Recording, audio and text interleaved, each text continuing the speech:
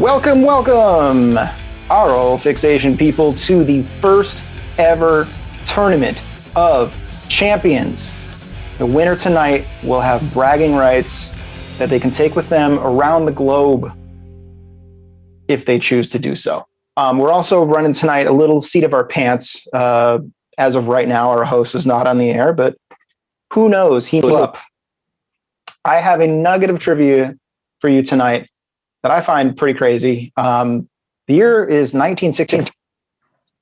The Billboard 100 end of year single is Wooly Bully by Sam the Sham and the Pharaohs, which means that song performed better that year than Tops I Can't Help Myself, Rolling Stones I Can't Get No Satisfaction, Beatles Help, like all these songs. My Girl by the Temptations, Help Me Rhonda, like Wooly Bully just knocked them all out of the park. So Bully to Sam the Sham and the Pharaohs. This is the part of the show where I would normally invite on Dusty, our host, but as he is not yet part of our show tonight, I'm going to skip that part. I'm going to go on to the last week on segment, and I really hope that WJ joins us. WJ, where you at, pal? So last week was Nate's third of 3 wins tonight. We actually have a 5th 3-time champion existing before our 4. Yeah, he just accomplished it so quickly that we didn't have a chance to play catch up. But that's for another day. We had on Johnny Rattleout from Gary Clark's band, and he performed formidably. He did. I think he held back a little bit. We had our... No, I think he was going for it. He held back a we had on Allison. We had Allison Morales, whom has taken before. Allison got 2nd place that drew in episode 2. And we had Bobby on, completely new contestant too. And you can see Dusty as his weekend inspired Super Bowl garb. Good, with one tiny bandage. So usually they show that the fun banter, but San Antonio just had a pretty unprecedented, if I may use that word, snowstorm, in which the city is not used to having snowstorms. So much of the city is over. I still have it for some reason. You still have it. We're here. Josh is down for the count. Dusty is out for the moment, but should be joining us soon. We'll see. Kind of up in the air at the moment. There was 5 to 6 inches of snow in San Antonio, Texas. Is like a weird thing to try to comprehend right now. I was telling people I had a snowball fight with my son. For a city that usually runs over 100 degrees for much of the summer. Yeah, exactly. And even it hits 100 in the winter sometimes. It's kind of strange. I think it's time to move on with our show, and I'm going to pretend to be a host for now, I guess. Let's see what happens. No guarantees on this one. Yes, let's. Good luck. So, thank you. I'll need it because I'm usually the one pushing the buttons. All right. So, as I said, this is our tournament of champions. 4 contestants on the show tonight have all won 3 games apiece. And they are now playing against each other for a title of some sort. We'll make it up. I'm sure they'll get some sort of prize, or who knows. We're going to figure this out as we go along. So I'm going to intro our players tonight, y'all. Let's meet our champion. First up, he works in music, licensing for movies and TV, and has appeared on game shows like Jeopardy and Who Wants to Be a Millionaire. He's played in a half a dozen bands or so over the years. Ladies and gentlemen, it's Drew Bayers. Hey, Dave. Good to see you again. Hi, Drew. How are you? Great to see you. You sent something earlier about traveling the globe, and can't wait to get back to doing that. I feel like it should be any day now. And I want to say, I think you can chew gum and rub your stomach at the same time. You're going to be a great host if you need be, and I'm looking forward to playing against these other formidable gentlemen. Or is it the other way around? You're supposed to rub your chest and tap your head? Why are you chewing gum? I can't really tell. You're supposed to walk. No. We'll figure it out as we go along. It's your belly. You got to rub your belly. not your chest. Well, I mean, the belly's off camera, thankfully. I mean, everyone's thankful for that. Drew, I understand, and I caught this on your social media a while back, but you were in La La Land. Is that right? I was, depending on how good your television screen is. My friend Music supervised that film, and they had a scene where Ryan Gosling and John Legend are supposed to be in a pop band playing at, they call it the Echo, but it was shot at the Wiltern here in Los Angeles. And I filled in to play the, what was I playing? The Ableton. Are you playing the laptop? I'm playing the laptop and the Ableton controller on the far right of your screen. So I think what was happened is the guy who actually produced the film, the music for the film, Marius de Vries, who used to work with Björk and Aphex Twin and a bunch of people, he's actually in another scene in the movie. So I think they needed somebody who could pretend to be sort of a Scandinavian music nerd producer, and my friend thought of me. So, but I actually ended up shooting myself in the foot because they dismissed the crowd extra, and I accidentally started to go home. So they did a bunch of close-ups of the stage that I was not in. They had to shoot around me, and then I ran back. If you look real hard, you can see it, yeah.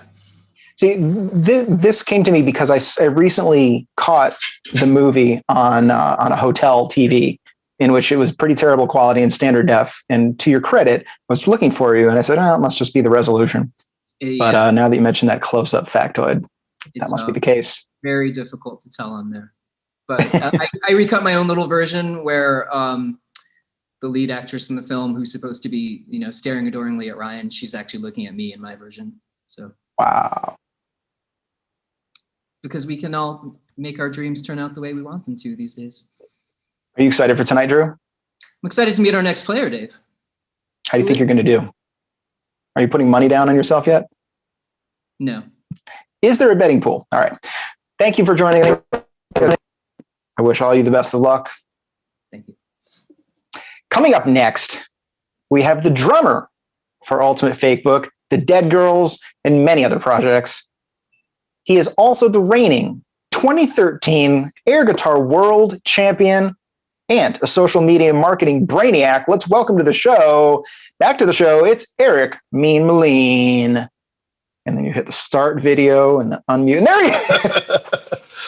Coming in real hot. I'm Eric, not so sure glad to have that you the reigning air guitar champion from 2013 is reigning anymore. I think he's more like you like 8 that? years removed or whatever. I'm glad you caught that wordage. I did that on purpose to try and just feather it a little. Yeah, that was great. Well, glad to have you back. How you doing? I'm okay. Like everybody, I'm really sick of Zoom calls, but really happy to be here with you guys. Yet here we are on Zoom once driving again. me nuts. Yeah, and to Drew's point, it would be nice to play live, but oh well, soon-ish. That is something we have kind of in the hopper for down the way. So let's all hope that happens sooner than later. Nice. How do you think you're doing tonight, Eric? Where are you going to place yourself? I'm placing 4th tonight. I'm gonna keep my expectations low. Hold it. How many people are there? I could be 5th. I'm not 100%. I think you're going to do great, Eric. Thank you so much for coming back. No offense, Yeah, but I'm rooting for Eric tonight. He beat me in my episode really, really early on. So, if he wins, that means there's no saying that I'm not like on your guys' level. Possibly, you never know. I got to do it. I like it. That's good logic. That's solid logic. Yeah. Well, coming up next, we have. Sorry, Eric. I stepped on you. Going up next is an Austin-based musician and music journalist for Forbes, Billboard, and Paste, who specializes in pop, hip hop, and heavy metal. Our third of 4 champions tonight. Let's welcome back to the show, Mr. Bryan Rolli. And then you can start video and unmute. Damn, Kim comes prepared with his Guitar Hero controller. I looked over to How you doing, Bryan? closet and I saw this, and with the mention of Eric's air guitar mastery, I figured it was appropriate to bust it out. Most definitely. I'm doing good, man. Happy to be How you doing back. tonight, Brian? Yeah, I'm hanging in there, staying warm, relatively, thankfully. So, just grateful. You're one of our Texans that has been snowed in. Is that right? That's right. Yeah, we've got probably half a foot of snow in our backyard, which is the first time I've seen that in the 7 or 8 years that I've lived here. So it's pretty wild. It just doesn't happen. Yeah, it was kind of sad how quickly it went from like, wow, what a crazy novelty to like, oh, this is actually super dangerous for a lot of people, and I hope that everybody's okay. But I hope that everybody's okay. Great. And glad that we're all here and we can do this tonight. For sure, man. I'm glad too. I mean, hopefully people have something to watch while they're stuck home tonight. That's my goal anyways. This is where I would be. Well, thank you so much for joining us. Glad you came back. Absolutely. Yeah, I'm detecting that I'm on a delay, more delay than usual. So I'm sorry if I'm stepping on everyone's words. It's okay. Yeah. Is my audio and video synced at least? Sort of. Not great. Yeah, I think so. Okay. All right. The internet. Yeah. So coming on last. Now check this out. So episode 1, the very first episode of our show, we had Drew on. We also had our next contestant on, Peter, who made second place in episode 1. However, we had Peter back. We invited him back. We had a Christmas time episode, which was like, let's invite some of our friends back. And we had Peter on, and he took it, and then he took it and ran with it and won 3 in a row at that point. So tonight is kind of a rematch from the very, very first episode of the show, in which Peter made second place to Drew's first place. So this is kind of like a multi-level thing going on. So Peter is our most recent 3-time winner. He works behind the scenes, producing some of the biggest live music broadcasts of the past 15 years, and is frequently mistaken for the rapper Lil Dicky all over LA. Ladies and gentlemen, let's welcome to the show, Peter Kahn. It's the hair and all of this that happens. Are you an exceptionally decent rapper? I get mistaken for one a lot, but unfortunately I couldn't prove it if I tried. How have you been, Peter? We've seen you the most recent one. So what have you been up to in the last month or so? Hanging in there. Still inside. LA's not the most fun place to be still at the moment, but starting to look up. So hopefully I can take this title and then go sit in a park somewhere.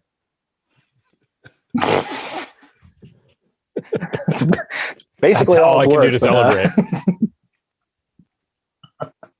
Well, thank you for joining us again tonight, guys. I'm very excited for tonight's hijinks. So without further ado, I say we should let the games begin.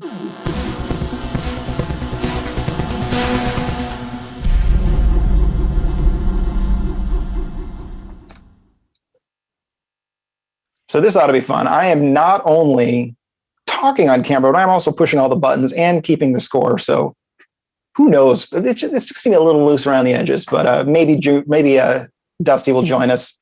I really hope Dusty will join us again. Because please come back. Otherwise, it's just me. We need you. So here, for our new viewers, here's how the game works. We have our 4 contestants, 5 rounds in this game, 10 questions per round. The scores increase per round, and the stakes also increase per round. So round 1, 100 points minus 50. Round 2, more points for right answers, but also more points deducted for wrong answers. So as Dusty always says, don't sandbag. Just answer it if you got it. So, ladies and gentlemen, I got to hit that button. If I can see the thing, and then we hit the buttons, and then the buttons. And round 1, here it comes. I am nailing this. Okay, so round 1 is cold hard facts, general music trivia. We have 100 points, as I said, for every correct answer, and minus 50 for every wrong answer. So, general trivia. Question 1. Everyone has their signs, right? I never even asked if everyone has their signs just to hold up, to buzz yourselves in. Great. Question 1.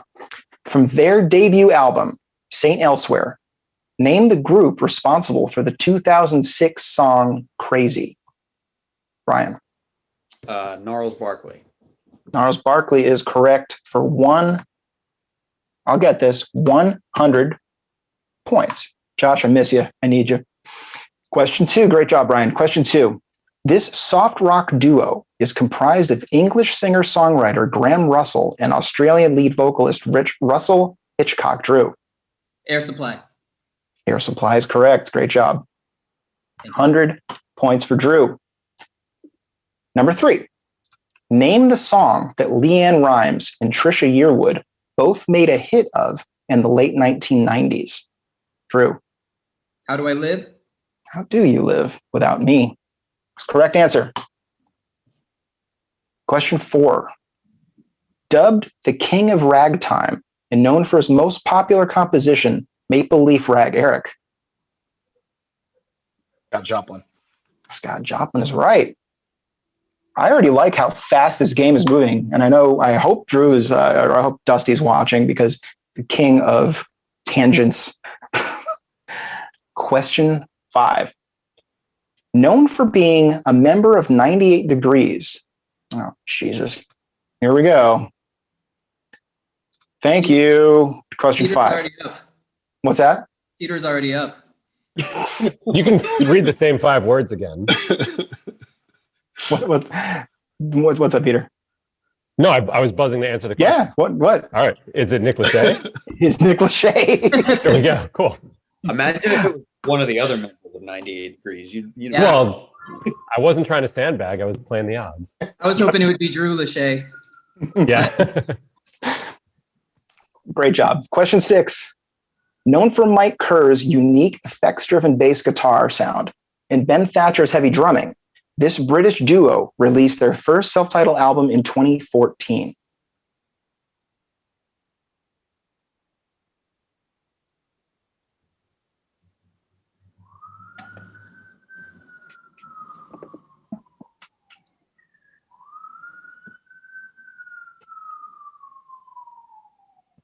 Does the siren have an answer? The cops called on him. I'm going to ding dong myself because Dusty always asks me for that. So the answer to that one is Royal Blood. Question 7.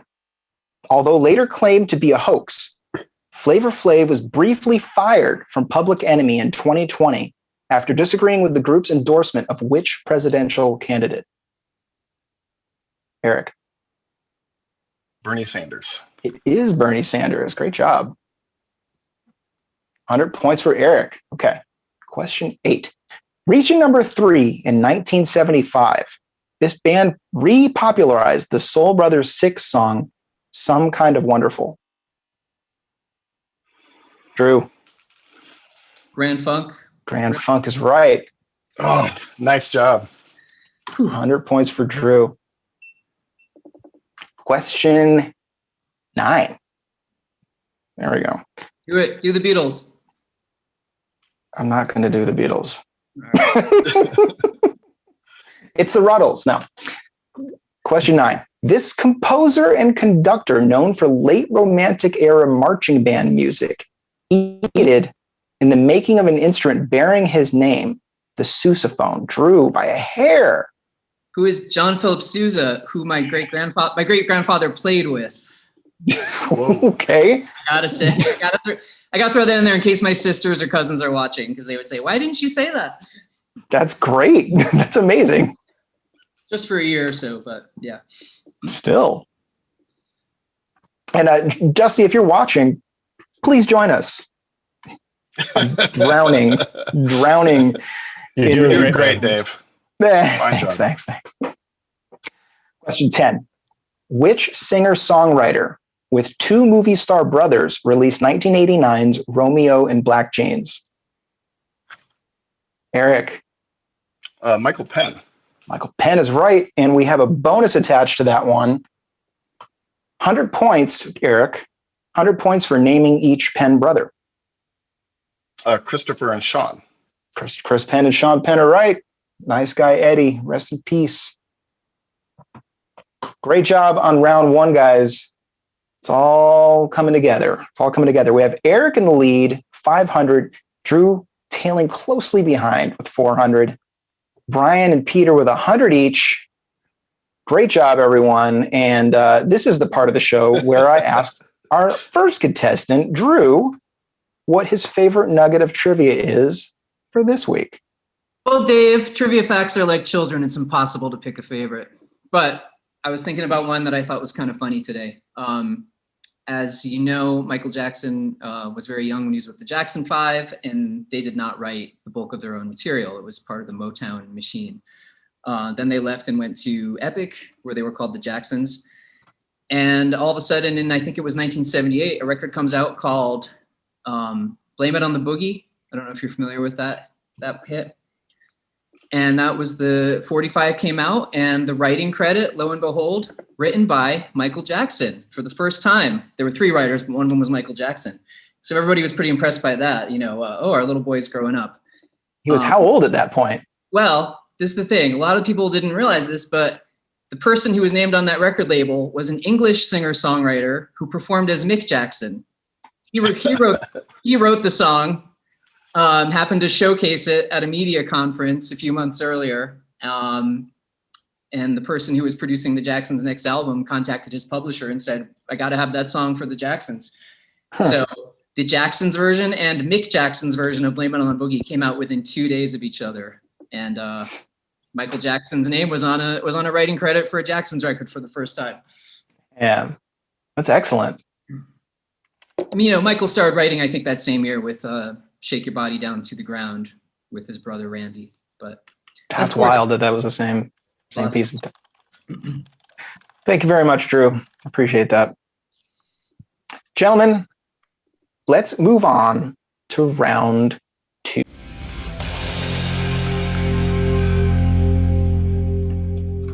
So as this is a tournament of champions, we decided to kind of crank up the not the difficulty necessarily, but the not middle of the road stuff, the crazy stuff off the beaten path. So round 2 is entitled Gone Broadway.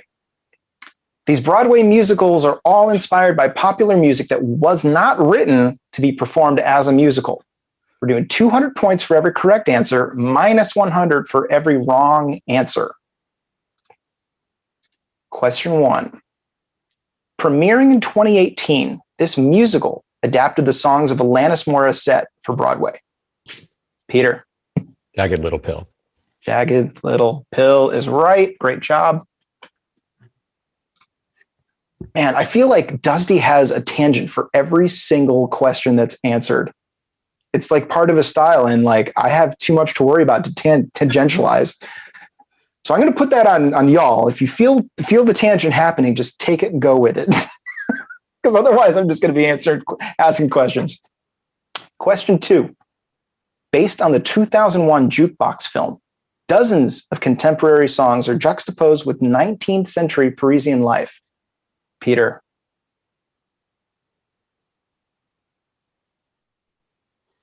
No, I'm lost it. Pass. Ooh. Bryan. Moulin Rouge. Moulin Rouge is correct, culminating with a performance of Lady Marmalade. Great job, Bryan. Question 3. Taking songs from David Byrne's solo career in his time with the Talking Heads, Eric. American Utopia. David Byrne's American Utopia. Correct on both accounts. Have you seen that, Eric, yet? I have Yeah, not. it's amazing. Well, I saw the HBO thing. I Yeah, saw there's the an Spike Lee HBO movie. special of it. Right. Well, that's kind of what I mean. Shows aren't really happening. Live shows. Yeah, it was fantastic. That's great. It's on my list. I got to see it. I did get to see him at ACL 2019, I guess. Yeah. He did a live show, and he and his band were cooking out there in the sun, and they were still getting it pretty hard. Pretty impressive. Did you say they were burning? I would say cooking because I'm not as much of a punster as you are, my friend. All right. Moving on to question 4. The musical titled Beautiful recounts the tapestry of this brill-building singer and songwriter. I saw Eric. Carole King. Carole King is right. 200 points for Eric. Question 5. With lyrics from Billy Joe Armstrong, this musical tells a story of Eric again. American Idiot. American Idiot is right. Question 6. Also existing as a successful film in 2008 starring Meryl Streep, this musical is based, Eric. Mamma Mia. I lost it for a second. Mamma Mia is correct, yeah. Question 7. This musical is built around the classic rock songs of the 1980s from artists such as Styx. Jesus. Sorry. Eric. Rock of Ages. Thank you, Rock of Ages. Number 8. Loosely based on a 16th century romance, this 2018 Broadway production uses songs from the Go-Go's.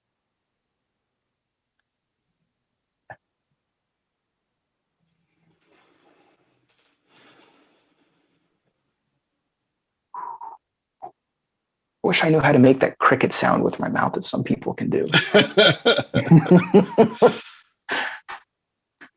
No takers.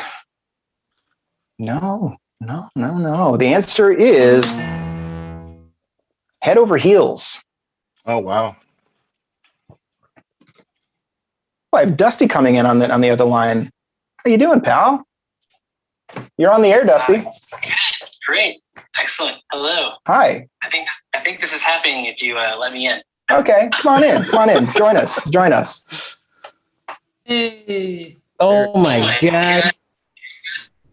How are you guys? Who's there? Great. Dusty. I can't believe you joined us. Power and all the things seem to be back. So I thought I'd pop in. How's the game going? Like for real? Yeah. That's great. It's here We'll see how long it lasts. Let's barrel through the show before you lose power again. Where are we at? Head over heels. We're actually about to finish up round 2. Great. You want Cool. to take question 9? Yeah. Hang on. Just take it Eric, from what here? the hell's going on, man? You're dominating. Is it the glasses? Apparently, it's my love of Broadway musicals.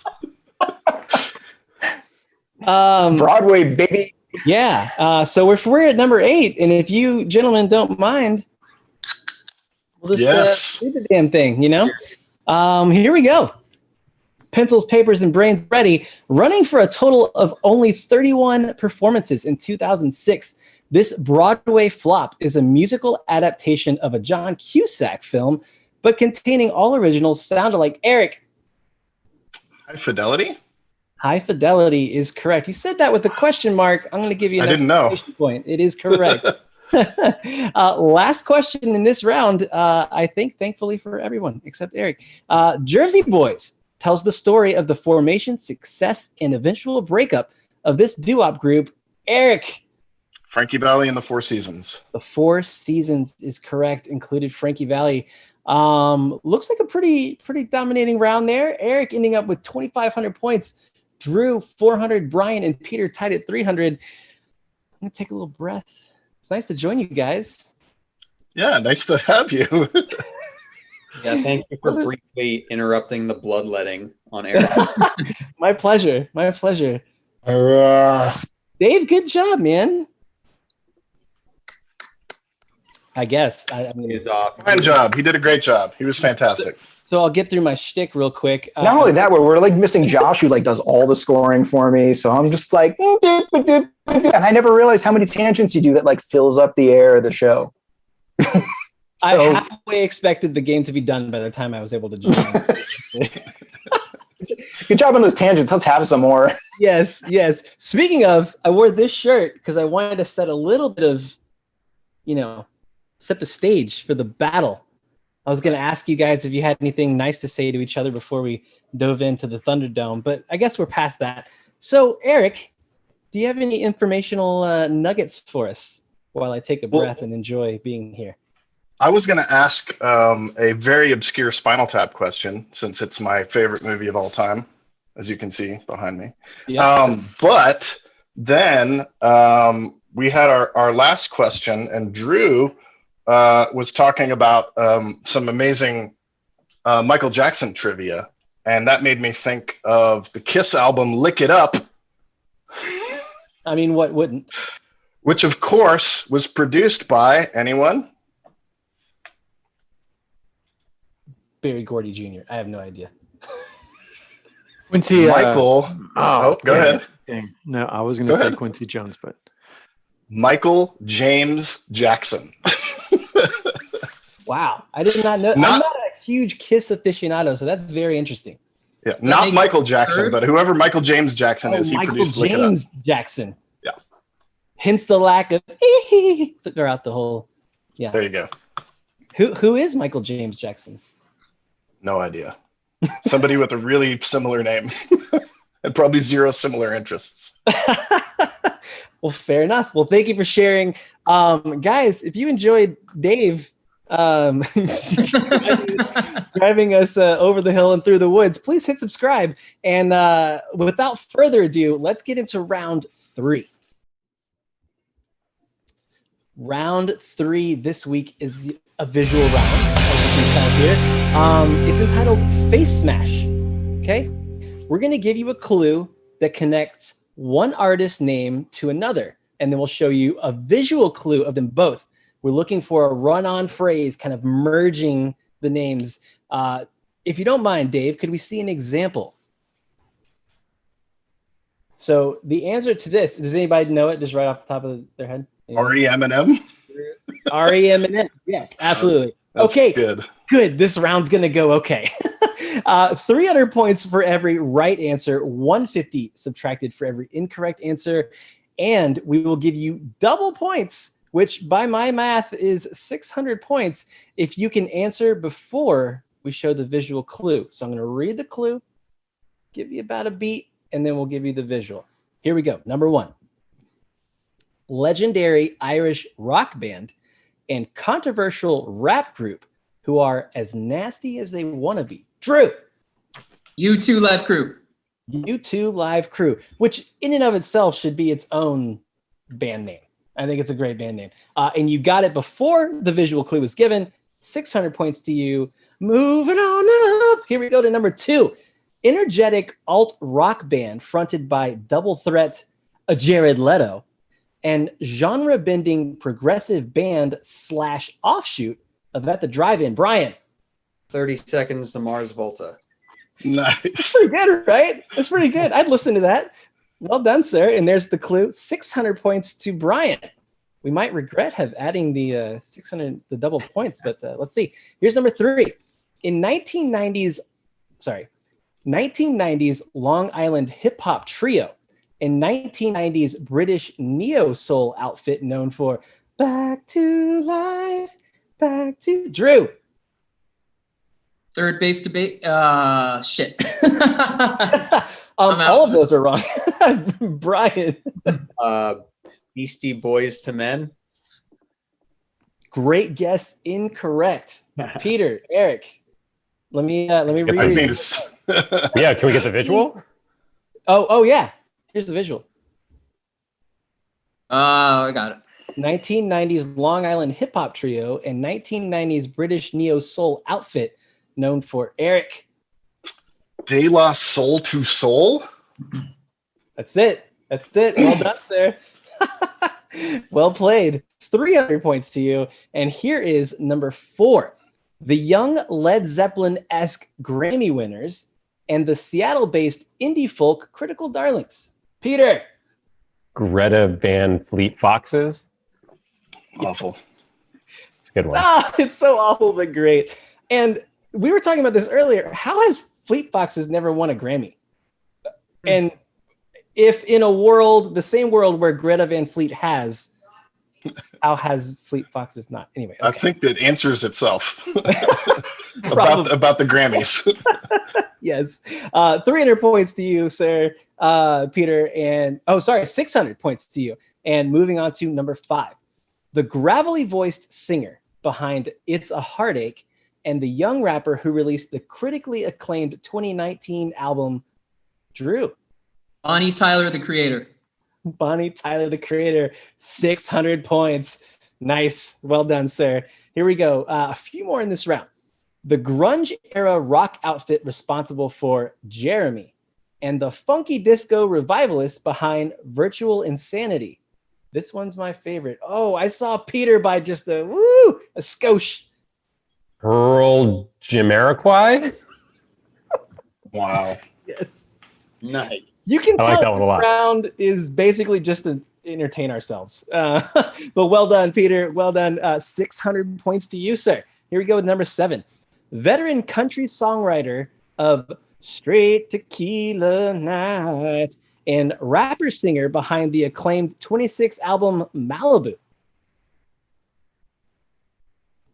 Sorry, 2016 album Malibu. My mistake. I'll read it one more time. Veteran country songwriter of Straight Tequila Night and rapper singer behind the acclaimed 2016 album Malibu. And let's give him the visual.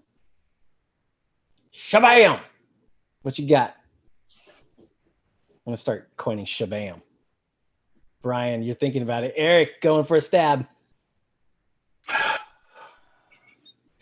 John Anderson Pack. There it is. Well done, sir. 300 points. Brian, I could see it. It was rolling around. I've listened to Malibu so much. Why can't I remember his name? Hip hop is That wasn't one my of the problem. things that you do. I just couldn't remember the Anderson. Who was the Anderson I needed to know?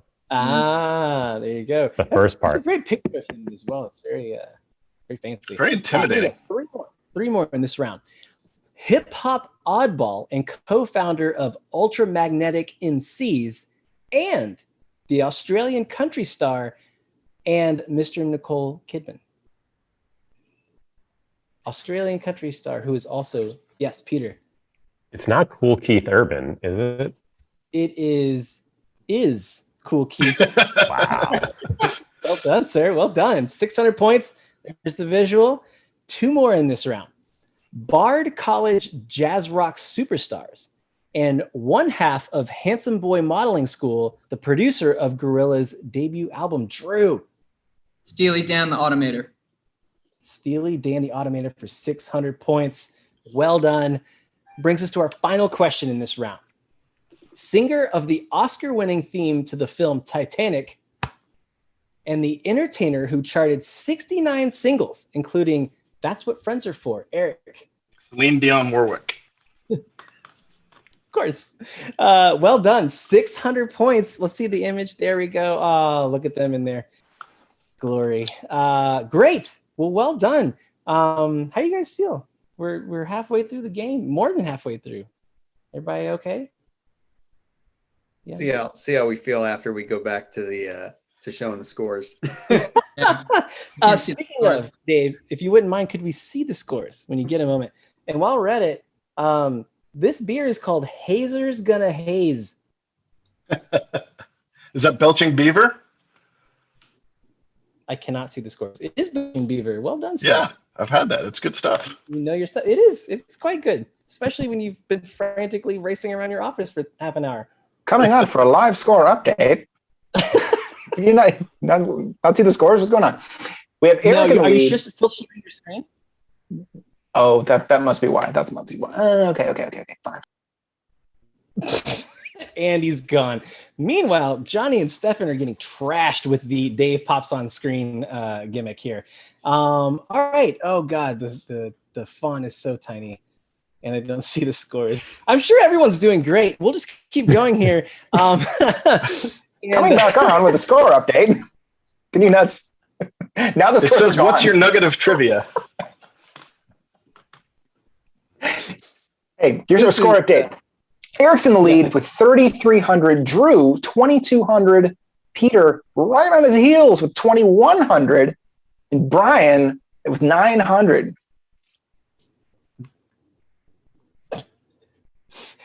And that's all today. Guys, you guys are crushing it. These are high scores going into round 4. If you enjoy the fact that we can barely keep the wheels on at this point, please hit subscribe. It's a good time. And while we're at it, Brian. Speaking of the wheels, Brian just left. He just disappeared. Well, he is in Texas, right? His power didn't go out. I thought he was gone. And I'm like, oh no, that's probably just my internet. And then he just went boop. Come back, Brian, please. I can't ask Brian for a nugget of trivia. I will say, while we're here, I've been going down a bit of a Motown wormhole. Watched Hitsville, just been listening, just picking up. And so I don't know about you guys. I've only ever listened to Marvin Gaye in the What's Going On era, 70s, into the, the more vocal, outspoken kind of guy that he became. I never really listened to the early Motown Marvin Gaye, and I randomly just decided, okay, Live at the Copa, that's what I'm going to listen to today. That album is insane, and his talent is just like another level. I don't know if you guys ever listened to that record, but it's just, I'm trying to find it on vinyl now, and apparently it's not an easy thing to do. Oh, there's WJ. You sent us the a cappella version of What's Going On as well. And I listened to both while I was grilling in the snow outside yesterday, and it was fantastic. But that a cappella version, I mean, that is something really, really special, the way he could pull that off. I mean, there's no music, and he, like, all the timing between the gaps of, like, the space and everything was right, and it was fantastic. I was thoroughly impressed with that one for sure. Yeah, it's good stuff. So thank you. Oh, of course, my pleasure. I guess we're just gonna keep going. How about this? Drew? I have a second nugget of trivia. I'm gonna put it back on you. Well, we still have one nugget left to go, right? Yeah, we got Peter. Peter hasn't done his. Yeah, we got Peter. Peter. Let's just hear what everybody ate for breakfast this morning. How about that? Peter, what's the nugget? I ate cereal. Sure. So today, February 15th, 1964, Meet the Beatles hit #1 on the Billboard record charts. Ooh. So their first US album hit #1 just about 3 weeks after it was released here. Bryan is back. Bryan is back. What's up, man? Is this working? Yes. It's working. Okay, I'm using my phone as a hotspot, so we'll see how this keeps up. So do me a favor. You're breaking up, but your audio isn't. So if you raise your sign, also say your name for me. We're just gonna go with that. Peter, interestingly enough, I was fortunate enough, like most people do, I acquired my parents' record collection, and my mom has 1964 Meet the Beatles original pressing, and it had her name. She signed it. She was very much like, the kid that was listening to it and wasn't supposed to or whatever. But I got that. I got Surfin' Safari. I got just like all these really classic, great original pressings, and they're all in just beautiful condition. Anyway, that's just my life. Cool story. Yeah, cool story, bro. Okay, now that we're all together again, let's get into round 4.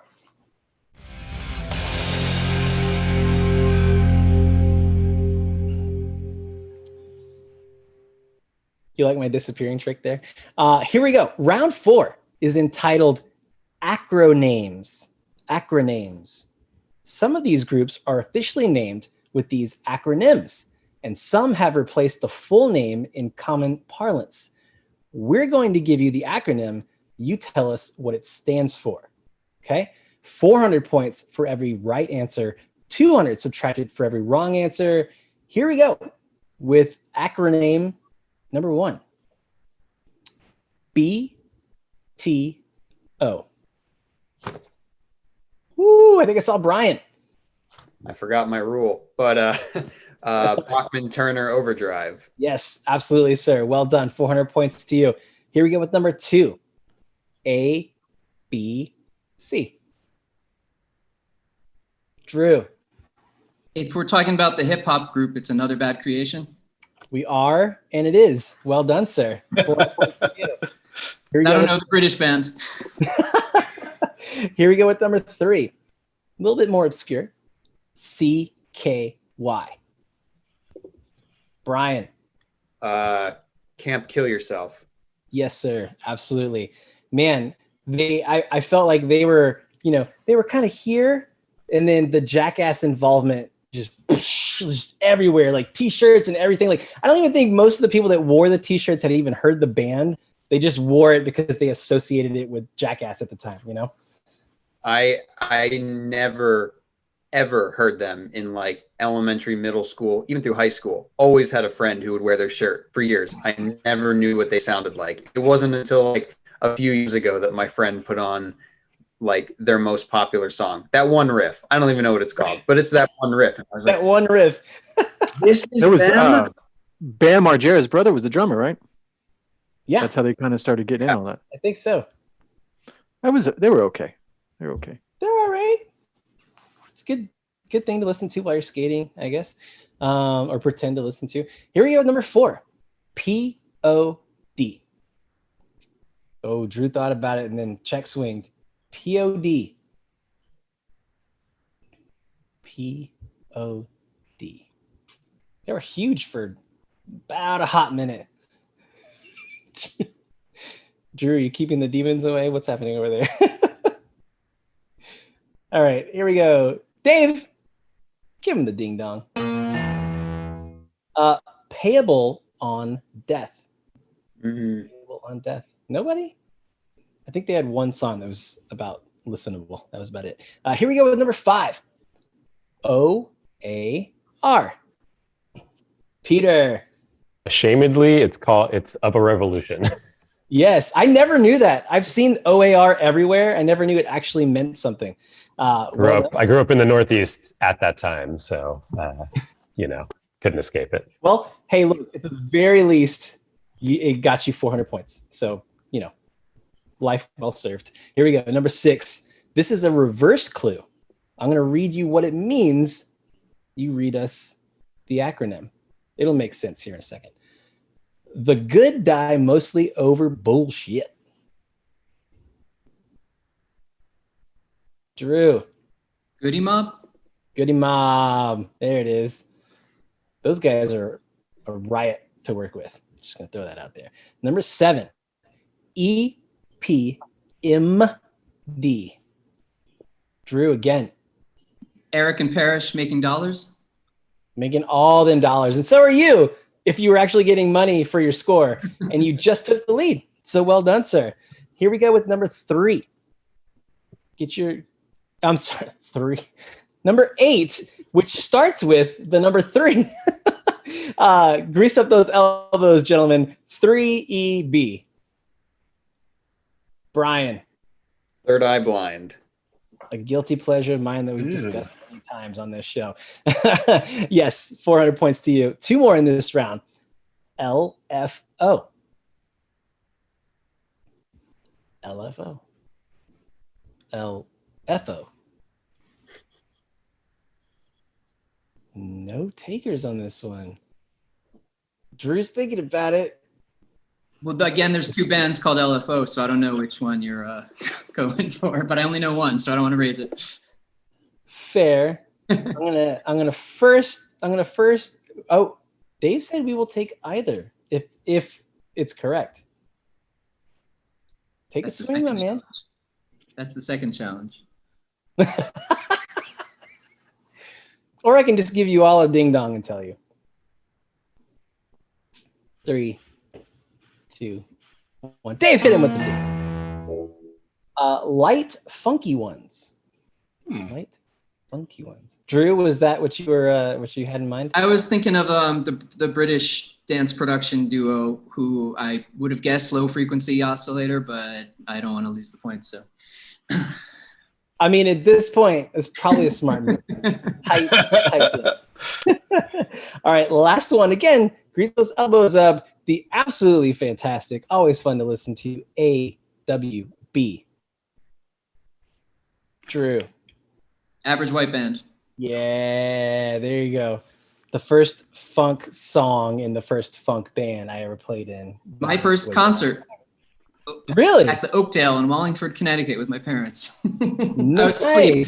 I think I was asleep by the time they were on, but it's burned into my soul. That's a solid first concert. Yeah. Okay. This is as tight as we could have ever hoped. Drew with 3,800, Eric 3,300, Brian 2,100, Peter 2,500. Peter, do you have another nugget of trivia? No. I used my only one for today, at least. Brian, since you were able to rejoin us, you got anything? Yeah, I found this one very last minute, but Great. Today I learned that Weezer played their first show sometime in the early 90s, opening for a band called Dog Star, which was significant because it featured Keanu Reeves on bass. That's right. That's right. I totally forgot about that name until you said that. And I was like, oh, yeah. Somebody who knows Weezer better than me could probably find like some clever Keanu Reeves Dog Star reference in their discography somewhere, but I am not the man. I'm gonna let Dave muddle that one around in the head. I'm sure he could come up with something. He's a Weezer super fan, as you would say. Hit that subscribe, and guys, it's been tight. It's been fun. This is our last round as a 4-piece. Well, as you guys as a 4-piece. This is round 5. I'm not gonna sing it, but round 5 is entitled Reeling in the Years, just because my falsetto is not quite feeling it this evening. All the answers in this round mention a year in the answer. Now, I'm going to go back in time for a moment, if I may. When we first started doing this show, before we were broadcasting it, we were just grabbing friends and having them participate. And the funniest round was when we would we would make people have to guess the year something was released or that something happened, an event happened, because people would get so close. You know, they would say like 1983, 1986, and it was 84. And it just led to riotous laughter and good times because you're throwing darts trying to hit that balloon. So we just kind of built a whole round out of it. So without further ado, there are 500 points for every right answer, 250 subtracted for every wrong answer, 5,000 big ones on the board. Basically, Bryan, you could steal the show if you just run the table, my man. So you're not out of this yet. Here we go. Number 1 in round 5. Smashing Pumpkins' highest charting single off the album, Eric. 1979. 1979. Saw them on that tour. Corrigan comes down out of the ceiling with playing a piano. This beautiful backdrop of stars. Oh my God. Was that before or after they had to cancel the tour? Before. It was Garbage in them. And it was very early on. They played in San Antonio. WJ was probably there. Yes. Well done, Eric. Here we go with number 2. A song about nuclear proliferation. I had to take my time because I didn't want to sound like a former president. Nuclear. Off the first album. Drew! Going for it. 1999. That's it, man. That's it. 500 points. Nice. Yeah. Well done. And that's why you guys are all champions, because you can just pull something out of your hat like that. Here we go. Number 3. A song about deciding whether to settle down or become a rock star, in which a 6-string guitar causes our narrator's fingers to bleed. Drew. Summer of 69. Summer of 69. It's another number. Think numbers. 500 points to you. Here we go. Number 4, and I'm going to mess this up. The second single from Gorillaz' debut album, featuring backup vocals from Talking Heads' Tina Weymouth and Chibo Mato's Miho Hattori. Ooh, Peter and Drew both have that face. Drew's going for it first. Is it 19-2000? It is. It is indeed. Well done. All right. 500 points to you, sir. Pulling away a little bit. Plenty of game to go. Not really. Plenty of round to go. Here's number 5. The full title of the Four Seasons' last song to reach number 1, often erroneously called "Oh What a Night." Drew. December 1963. Yes. Which, now back me up. I thought that was I'm a big Billy Joel fan. For some reason, I thought that was a Billy Joel song until like 4 or 5 years ago. Totally. It's got that 70s production and the piano. And even the voice, like it's all like in that, I don't know. Yeah, that was a younger guy. That was their new drummer who sang the high parts on that. Frankie couldn't hit it anymore, so he does the bridges. Hey man, that's a professional, right? It's like, I can't do it. We got to get somebody that can. Let's go. All right. 500 points to you. Again, number 6. Here we go. The last album of David Lee Roth's original run with Van Halen. Bryan. 1984. 1984. Some of you may have grown up on that. Well done, sir. 500 points to you. Number 7. It is a race for second place at this point. Literally anything can happen. Second place can win the game. Also, if it's been so long that you've haven't been on here, first and second go on to the final round. So anything can happen. Here we go. Number 7. The lead single off Phoenix's 2009 album. Oh, I think I saw Peter by a fraction of a hair. It's 1901. 1901. And while that's a great album, the album before that, pure pop perfection. If you haven't listened to it, you should. Number 8, containing a sample of Jenny Lewis's voice saying the word boy. This Vampire Weekend track is off their most recent album, Father of the Bride. Think numbers.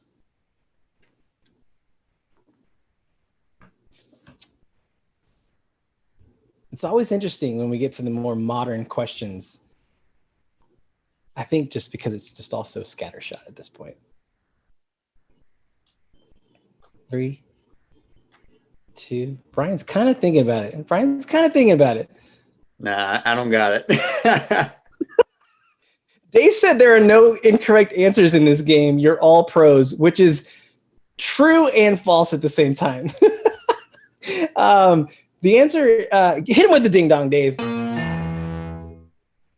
The answer is 2021, the year we're living in right now. Although it feels like 2020. I didn't see anybody go, oh! It's not on the radar. a super memorable song from that album. I will have to say.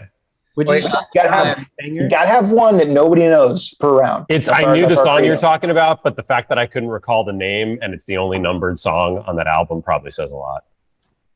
Wait, that's the one that has the boy, the falsetto. Yeah. No, that's Jenny Lewis is being sampled. I never knew that. On the contrary, I laugh at that song every time it's on the radio, but I should have taken the time to actually look at the screen when it was playing. That would have benefited me, I guess. It's fair. And also, Stefan and Johnny are on the floor at this point with how many times Dave ran the show. Now he's come back. But yeah, sadly, I don't know if it was Rostam's absence or the distance between albums, although there was always a little long between Vampire Weekend albums. But that album, it's really good. It just has never grabbed me in the way that, Contra or... It could, I think they probably could have cut a few songs and then it would have been a little tighter. But... maybe just do an EP. And they're also an 18-piece band now, which kind of the charm before was that they weren't. But, it is what it is. Also, super quick, just because here's Dave. I feel like I know what you're going. Are you going for the Lollapalooza thing?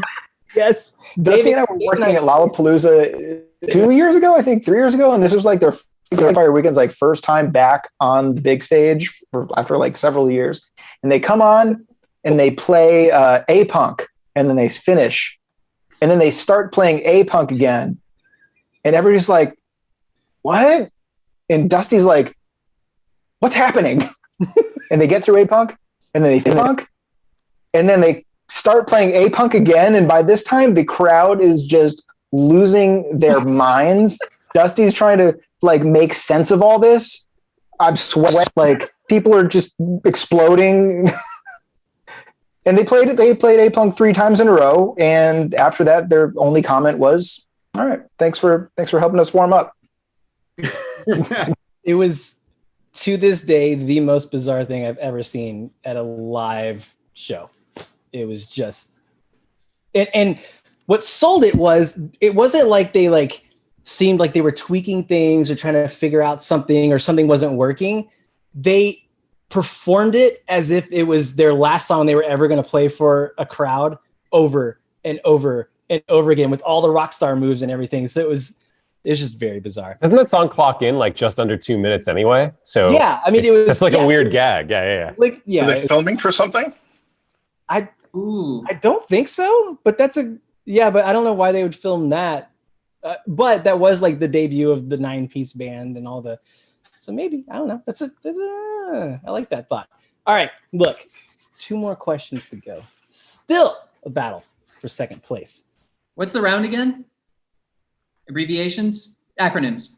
Acronym. Year. Yes. Oh, years. Years. Oh, yes. Sorry. Drew, you led me astray. Yes. Yellow. Years. Focusing on years here. It's, we go on tangents. Here we go. 2 more questions in this round. Number 9. The third track on The Who's Tommy.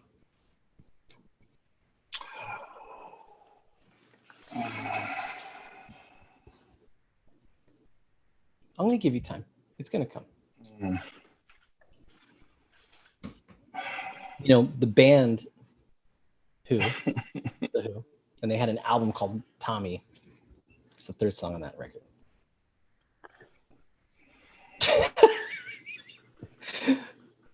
If you didn't have that negative thing, I'd be going for it. But Yeah, no, same, I'm not doing but- it. No way. No, not happening.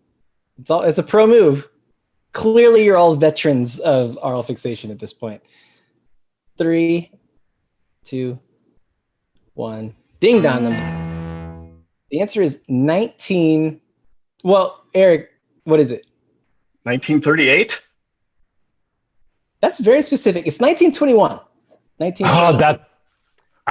I think having 1901 as an answer from an earlier question was screwing me up. Yep, that's kind of the point of the game. All right, last question all together. Here we go, folks. The first track off the first Stooges album, calling out the year it was released. Drew. 1970. Incorrect. Ooh. 500 points deducted from Drew. I'm sorry, 250 deducted, 500 on the board. Eric. 1969. That's it. 1969. Securing second place. Peter and Bryan, it was a damn good time. I'm glad you could make it. Listen, you're all winners. I just turned that last question into the alternate game you were talking about, where everybody's one off from what it is. Right, exactly. Well, that was a good time. I hope everybody had fun. I hope the wheels, getting a little wobbly there for the first half wasn't too distracting. But well played, gentlemen. It was a great round. Bryan and Peter, you know the drill. Stick around. We're gonna move on with Eric and Drew and see what happens and shakes out. But thank you guys for playing. We'll see you guys in just a few. Well done. Mad Good luck. props.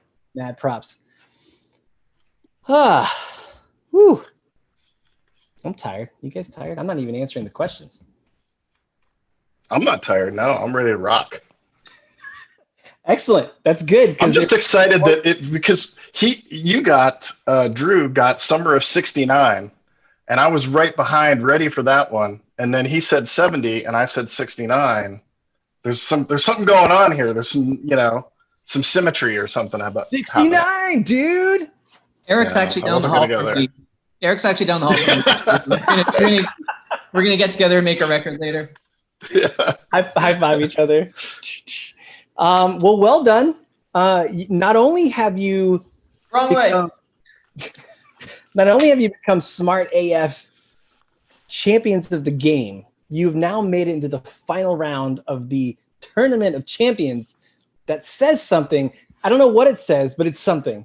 And I applaud your efforts. And let's all walk down the hallowed halls of the final round. Okay.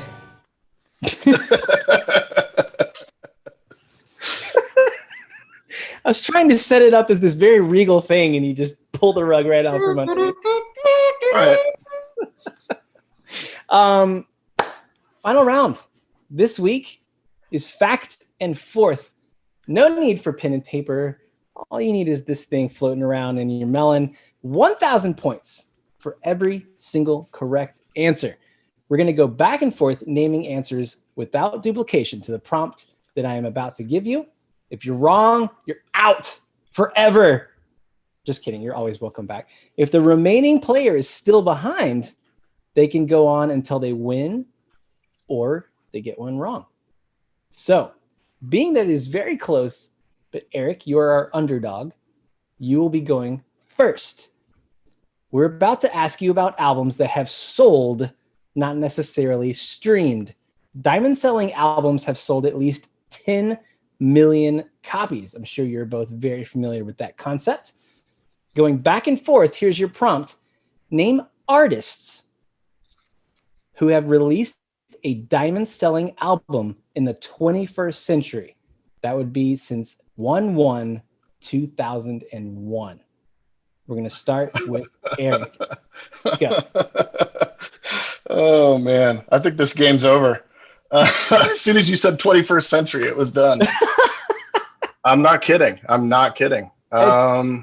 You know, I'll be lucky to get one. you can do it. 21st century. Drew is in the same boat, man. Look at him. He's thinking hard. Yeah. This is not good. 21st century. 21st century biggest sellers. Just throw it out there. Massive. Post Malone. Checking. No, because that's streaming, right? I don't know. Post is not on the list. Sadly, that was our shortest fact and forth we've gotten yet. You know what? But Drew, you are our winner. However, let's go into a little gentleman's game. Would you like to take another stab, Eric? No points, just gentleman's game. At the 21st century? Yeah. Take a stab at the 21st century of music. Oh boy. No, I mean seriously, I can't do it at all. It's not. I mean, I don't know. Fair enough. Yeah. Just I was ready with the Eagles and Pink Floyd and Michael Jackson and all that shit. just for grins, if I may, and I can because it's my show. Bryan and Peter, come How back about Green on. Day? How about Green Day? Eric's putting Green Day. Bryan and Peter, come back on for me. So Eric, you just got Green Day. That counts. American Idiot sold 10 million plus. We're just going to go around. Dave, if you can remind me, was it Bryan, Peter, Eric, Drew? Or was it Peter, Drew, Eric, Bryan, Peter? Okay, so Eric just got it. I'm going to go Drew, and then I'm going to go Bryan, Peter. So Drew. Are we just naming artists who've had number one records, or do we actually have to name artists records? who have had diamond selling albums in the 21st century? Just Gotcha. Just to see. I'll say Taylor Swift. Yes. That would have been a good one. Fearless in 1989. Of course, you had that in your back pocket. Bryan. Eminem. I'm going to. Eminem show. Yes. Eminem times 2, actually. Oh, see, you weren't saying it as a question. You were saying it as a fact. I like that. Yeah. Consecutive diamond selling records. Yep. Wow. That's amazing. See? Peter. Adele. For sure. Does she have 2, or is it just the one? She's at the top selling 31 million copies for 21. So we're going to come back to Eric. Amy Winehouse? Yep, absolutely. For Black, I assume. Yeah. Drew. Katy Perry. Never heard of her. Actually, no. Katy Oh. Perry. Not for albums. Ryan. Nora Jones. Yep. Hmm. Number 2 Crazy. behind Adele. Wow. Who would have thought that? Peter. All right. Now I'm trying to remember what's on either side of the year 2000. The year 2000. Yeah, exactly. I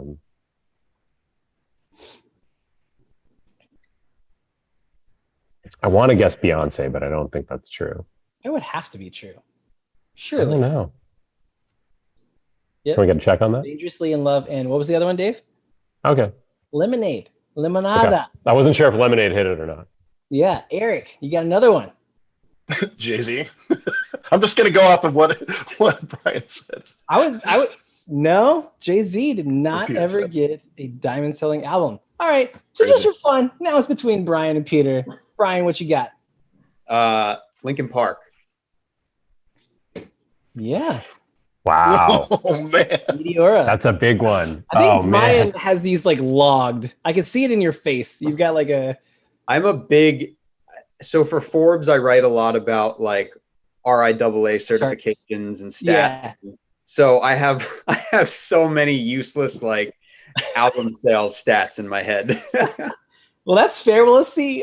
Peter's got lots of useless knowledge in his brain too. Let's go. Oh, man. Who in this century had huge records? I'm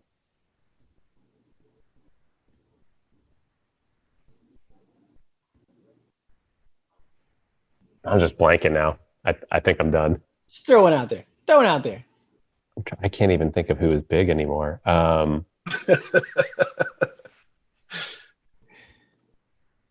Yeah, because someone said Katy Perry, and that's a good guess. I'm really just blanking. I don't want to make bad TV. All right, so that's fair.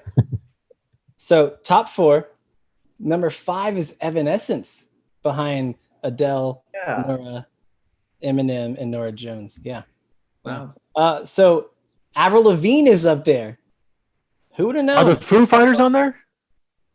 Foo Fighters ever had a diamond selling? Surely Color and Shape. No? That's a crime. It's a crime. Is Drake That on there? poster right there? It's a crime. Ooh, Drake's a good one. Drake's got to be on Drake's there. really Drake, good. Drake? Yeah. Drake? Not on it. Not on it. Streaming. no one can. Yeah, the more recent, the less likely. True. Very true. And he's Canadian. Brian, you win the gentleman's game, but Drew, Mumford and Sons. you are the champion of champions. Thank you. My man. I don't know what to say. Do you have any? Do you want to thank anybody? What No. got you to this point in life? I got myself here 100%. I don't need to thank anybody. So I'm good. But thank you for thanking me. Thank you for recognizing me. You know, is what I really- Absolutely. Thank you for being a friend. No, thank you for figuring out your electrical situation and chiming in. But also thanks to Dave for doing the triple job for the first half of the game. That was impressive. That was a lot of work. It was a lot of monkey business there. Well done, Dave. Well, thank you all so much, not only for your participation in past games, for also making the time to be here. I hope to see all of you again. And Drew, congratulations. A giant trophy will be showing up in the mail at some point. Guaranteed. You guys be good. Take care. Be safe. Stay warm if you're in our neck of the woods. And we'll see you soon. Bye.